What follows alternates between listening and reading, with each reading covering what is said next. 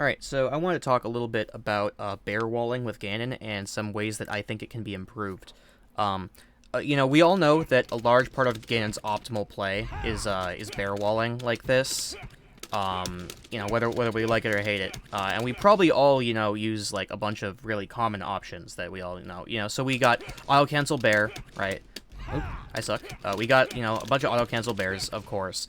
We've got auto-cancel bear to, like, turn around F-tilt or, like, turn around jab, in case they try and whiff punish it. We've got, like, full hop bear, double jump, falling, the fluxes. We've got this shit, right? We've got this, and then, like, we got this, and then, like, double jump stomp, or, like, bear, double jump bear. Whole bunch of stuff we've already seen before, right? But, I want to talk about how we can implement no-impact lands into this, okay? Because no-impact lands are really, really, really powerful, and here's why, okay? So, if we think about Project M, one of the ways that Project M buffed Ganondorf was they gave him a float. It lets him basically do exactly what Peach does, where he can float right above you, and then you don't know what time he's going to come down with an aerial, because he can choose any of the frames during his float to do so. So, you can actually kind of achieve a similar thing in Melee with a no-impact land. Now, of course, it requires a platform, but it's, like Mom said, we have float at home, right? So, you can do this. Oh, you can do, like this for your bears, right? So, why is this important? This is important because you can wait an arbitrary amount of frames before you back air, right? So you can be like, back air, back air, back air. Wow. Back air, back air, back air. No impact land, back air, right? And now you have essentially an infinite amount of timing mix-ups that you can do on your bear. So, when is this useful? Right? Obviously, if you're bear walling in the corner, this is something that is, useful. If you're corner pressuring, also, this is useful. Because I know a lot of people will, be on a platform and they'll wait for the ledge dash and then they'll, like, drop through back air, right? So this is not only a quick way to get up for that option, but it also just gives you, timing mix-ups if you're already bear walling in the corner, right? Sorry, I keep messing up my tech skill. It's really cold in my room and I didn't warm up before recording this video. But you're gonna get, you get the gist of what I'm saying. So there are a couple variations of this that are really, really, really strong, and I'm going to go over a few of them here. I have them written down. So obviously we have just no impact land, you wait, and then you drop through bear on reaction, right? You also can do this. Bear, double jump, no impact land, right? So you can bear, double jump, bear.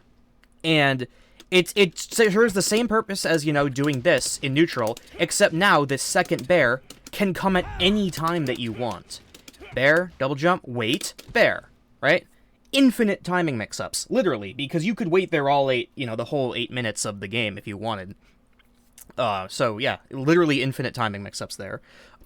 You can also do bear, double jump, waveland, right? So bear, double jump, waveland, bear. So that's an option too. That's a great fake out. Because of course, we're all gonna, do stuff like this at some point with Ganon. But this is a great way to, like, make it look like you're doing something else before you do that approaching Waveland Bear, right? You can also do this, and then out of this Waveland, you can Waveland into a teeter. Oh, my bad. You can Waveland into a teeter, and then if you drop through the platform and drift out, you can edge cancel this, right? So, you can do this. Really powerful. You can just put out a bunch of bears in the corner like that. They're probably going to try to attack you. They're probably going to get hit by the bear. When they see you do the bear, like this bear that goes off stage, they're probably going to want to, like, run in and punish that with, like, running shine or something, and then they'll get hit by the second bear, So that's really strong. You can also do this Waveland into...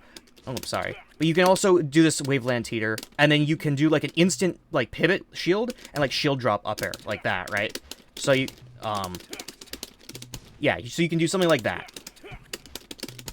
And that is also really great if they're going to try to punish whatever you're doing on the platform, right? Because that's a completely different timing than any of the other options. Out of this, of course, you can also do, like, a fall through forward air. Just really, you have a whole bunch of options. Another thing I like to do out of this as well, I forgot to cover this earlier, but when I do, like, this variant, I'll like to, throw in, like a double jump bear, right? So it's kind of like a mini, like, it's like an approaching version of the no fluxes almost. But anyways, I guess that's basically all I have to say. I just really think Ganon should be using this no impact land thing more. It's really, really, really powerful. And it's also way faster than wave landing on a platform. You generally don't want to do that, because you can see if I'm doing it like frame perfect like this, it's almost the exact same timing as just doing it like a normal full hop bair, but just a couple frames off, and those couple frames can make all the difference in Melee. And of course, so can all the frames that you wait to create timing mix-ups. So please use this technique. Seriously, just use it. It's really good.